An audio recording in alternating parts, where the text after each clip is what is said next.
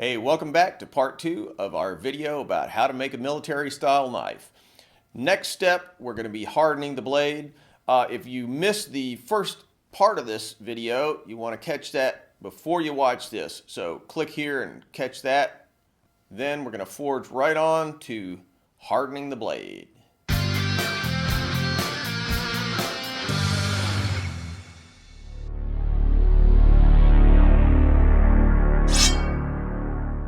So, we're heat treating this knife next. All knife making steels, all things being equal, are fairly soft and have to go through a step called hardening, also referred to sometimes as quenching, which brings the steel to a hardness sufficient to be used for edge tools, knives, scissors, whatever.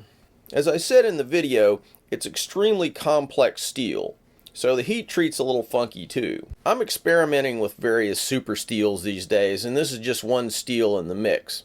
I'm not going to claim I have a lot of experience with it. So I'm consulting the manufacturer's data sheet to make sure I optimize for my needs. Now, one thing to be aware with PD number 1 is that it'll be spending a lot of time at high heat. So we want to minimize scaling and decarburization, conditions that happen when steel gets hot in the presence of oxygen. I'll be wrapping the blade in commercial heat treating foil. Naturally, I use heavy gloves to avoid cutting myself because heat treating foil is really sharp. Oh, yeah, no, I guess I didn't.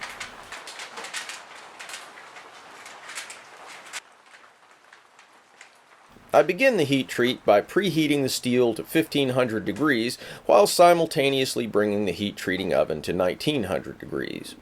Sticking the blade straight into 1900 degrees can cause it to crack. The austenitizing range for PD number 1 is 1850 to 2050 Fahrenheit.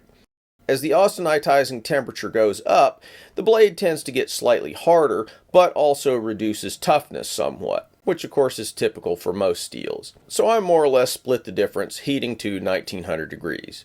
Now, I can't emphasize enough that if you're learning about making knives, you want to study the technical publications of the folks who make the steel. Every steel type has a manufacturer's data sheet out there online. Look them up, download them.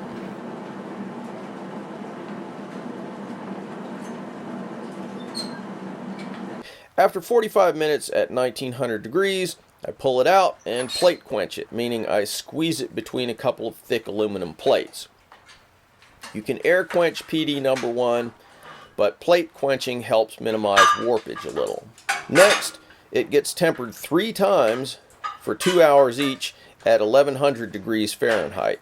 If you're used to using carbon steels, it's very common to temper in the range of, say, 400, 450 degrees Fahrenheit, but stainless steels are quite different in that respect. I'm very interested to see how this steel performs, but I can tell you already I'm not going to be incorporating it into the suite of steels that I typically use. Start to finish, heat treating takes a minimum of 8 hours. You don't have to be standing over it the whole time, but it's just not practical for the kind of work that I do. So after tempering, I'll finish up the bevels, going to 165 micron gator grit. The mist spray, which I'm using here, makes finish grinding much easier, keeping the temp of your edge fairly cool as you grind.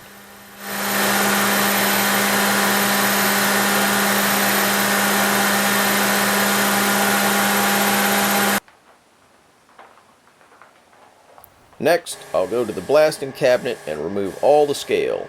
This will also have the side benefit of removing most of those last small grinding marks, so no further fussing with the finish is required.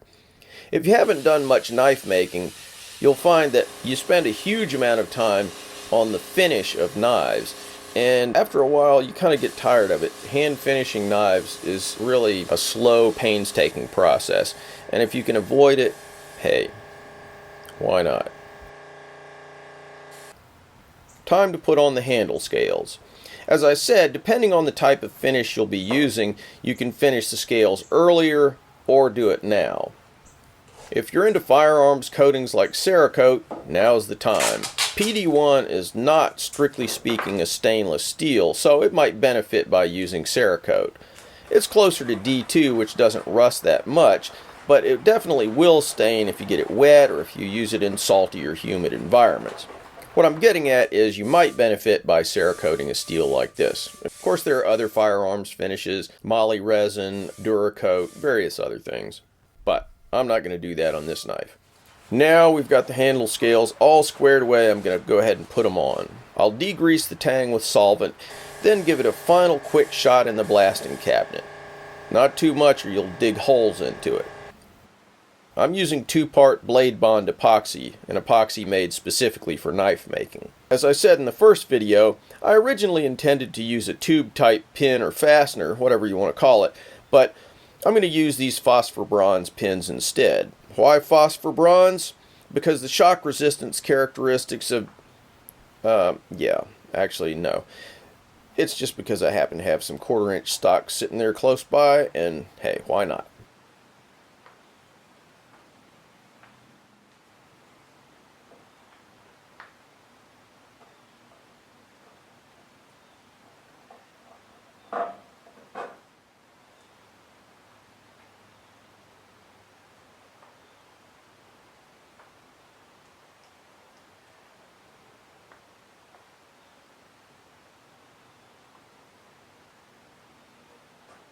So after it's glued up, we clamp it, carefully clean the squeeze out, and let it cure.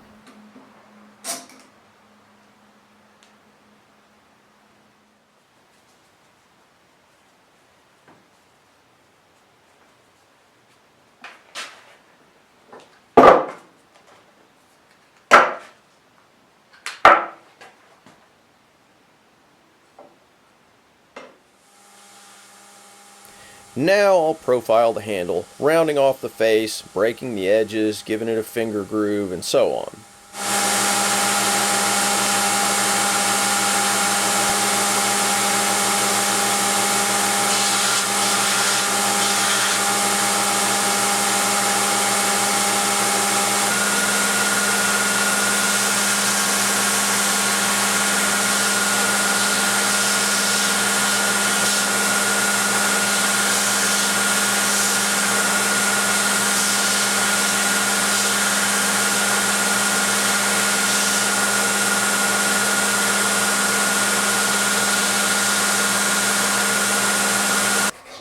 Then some 220 grit sandpaper.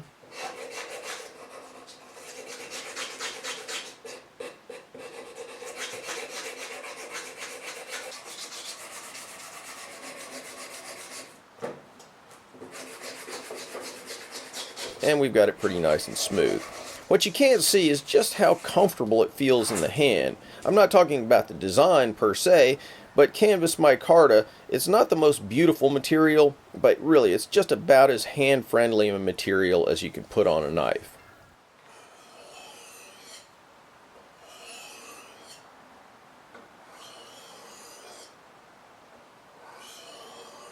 And here's the finished article, looking all tactical as hell as it pirouettes through a carefully placed fake pile of 223 brass.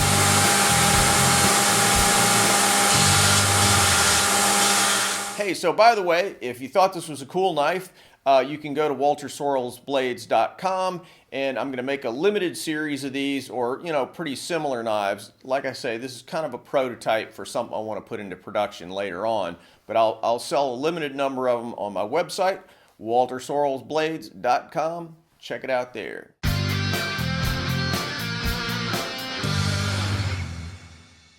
Hey guys, if you found value in this video, I hope you'll consider partnering with the channel to help us bring more videos, better videos, more knives, more techniques, all that cool stuff. Click the link to Patreon to help this channel. Also, if you haven't subscribed yet, bro, what are you waiting on? And check me out on Facebook, Twitter, Instagram, all that good stuff. Also, if you're into Japanese swords, check out my website, waltersorrellsblades.com, where you'll see more of my work and where you'll find videos about the making of Japanese swords, along with mounting, fittings, polishing, hamones, all kinds of good stuff. Now, more videos.